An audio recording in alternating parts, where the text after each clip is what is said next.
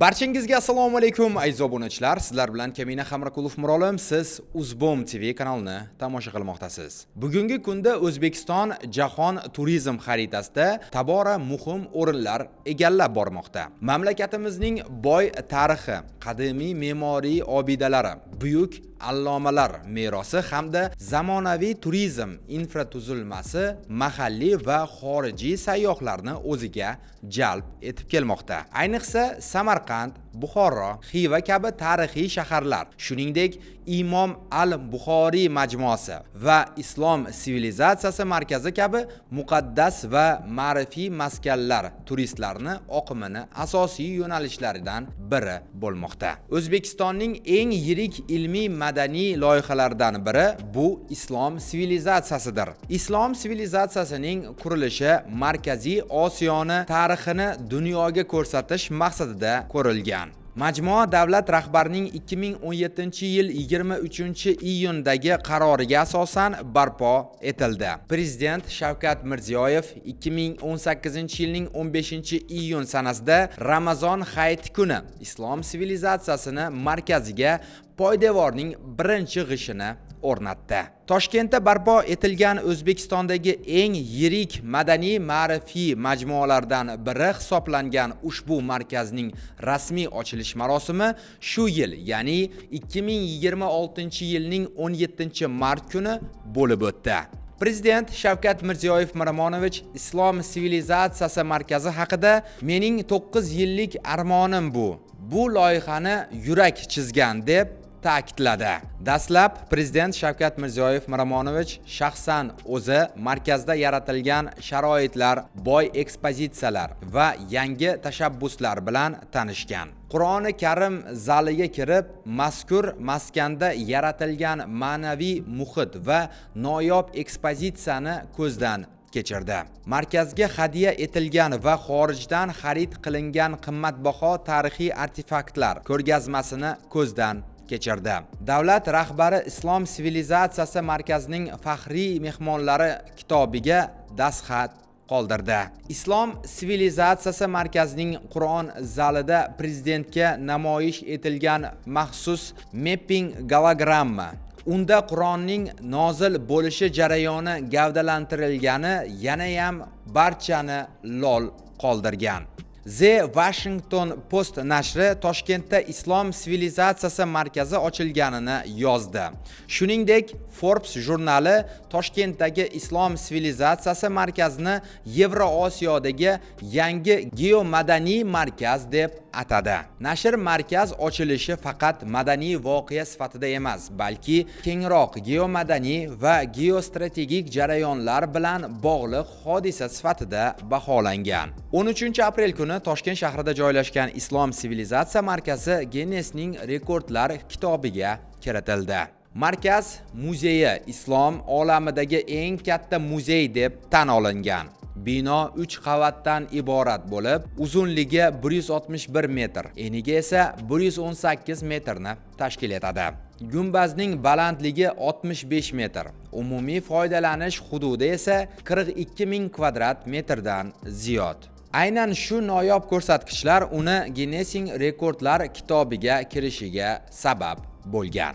Prezidentimizning e'tibori va sa'y harakatlari bilan Islom sivilizatsiya markaziga Britaniyadan noyob eksponatlar qaytarildi. Londonda Amir Temur tavalludiga bag'ishlangan xalqaro media tadbir bo'lib o'tgan va unda mashhur aktyor Sir Ben Kingsley ishtirokida yaratilgan Temuriylar oltin davri nomli yangi qisqa metraj film premyerasi namoyish etilgan. Tadbirning muhim qismi O'zbekistonga madaniy boyliklarni qaytarish marosimi bo'lgan. Qaytarilgan buyumlar orasida Markaziy Osiyo tarixining turli davrlariga oid 10 ta artefakt borligi tasdiqlandi. Prezident Shavkat Mirziyoyev: nima uchun islom sivilizatsiyasi markazini qildim? Tarixga muhrlab qo'ymoqchiman. Bu markazga kirgan odam chiqqanidan keyin bu millatga ta'zim qilishi uchun qildim, deydi. Shundan so'ng shu yilning 2026-yilning 19-mart kuni davlatimiz rahbari Imom al-Buxoriy maqbarasiga ziyorat qilib, majmuadagi bunyodkorlik ishlarini ko'zdan kechirdi. Prezident Shavkat Mirziyoyev Imom al-Buxoriy majmuasida yakuniga yetgan bunyodkorlik ishlari va ziyoratchilar uchun yaratilgan sharoitlar bilan tanishib chiqdi. Imom al-Buxoriy majmuasi ilgari bir kunda 12 ming ziyoratchiga xizmat ko'rsatgan bo'lsa, hozirgi kunda 65 ming nafar ziyoratchini qabul qilish quvvatiga ega, dedi Imom Buxoriy majmuasini direktori Shahobiddin Arziqulov. Maydoni 45 gektarni tashkil etuvchi majmuada 10 ming kishiga mo'ljallangan ulkan masjid, ma'muriyat binosi, 154 ustunli milliy uslubdagi muhtasham ayvon qurilgan.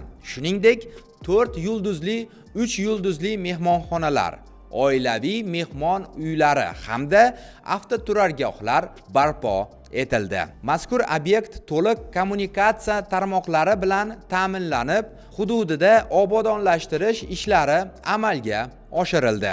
Shu bilan birga Samarqand bugungi kunda dunyo turizm markazlaridan biriga aylanib bormoqda. Shaharning tarixiy obidalari va yangi turistik majmualari sayyohlarni e'tiborini tortmoqda. Jumladan, Registon maydoni, Shohizinda majmuasi, Go'ri Amir maqbarasi hamda Silk Road Samarqand zamonaviy turizm shaharchasi shaharni jozibasini yanada oshirmoqda. UNESCO bosh konferensiyasining 43-sessiyasi aynan Samarqandda mezbonligida bo'lishi butun dunyoni o'ziga qarata oldi. Keling Buxoroga kelsak. Buxoro esa haqli ravishda ochiq osmon ostidagi muzey shahar sifatida e'tirof etiladi. Qadimiy shaharning betakror obidalari orasida Poyi Kalon majmuasi, Ark qal'asi va Labi hovuz majmuasi alohida o'rin tutadi. Ayniqsa, arab davlatlaridan tashrif buyurayotgan sayyohlar soni yildan yilga ortib bormoqda. Xivada amalga oshirilayotgan Arda Xiva loyihasida esa shaharda turizm salohiyatlarini yangi bosqichga olib chiqmoqda. Mazkur hududda mehmonxonalar, hunarmandchilik maskanlari va zamonaviy servis maskanlari bunyod etilmoqda. Natijada Xiva tobora xalqaro turizm poytaxtiga aylanmoqda. Shaharning mashhur manzillari qatorida Ichan Qala, Kalta minor minorasi hamda Ko'hna Ark alohida ahamiyat kasb etadi.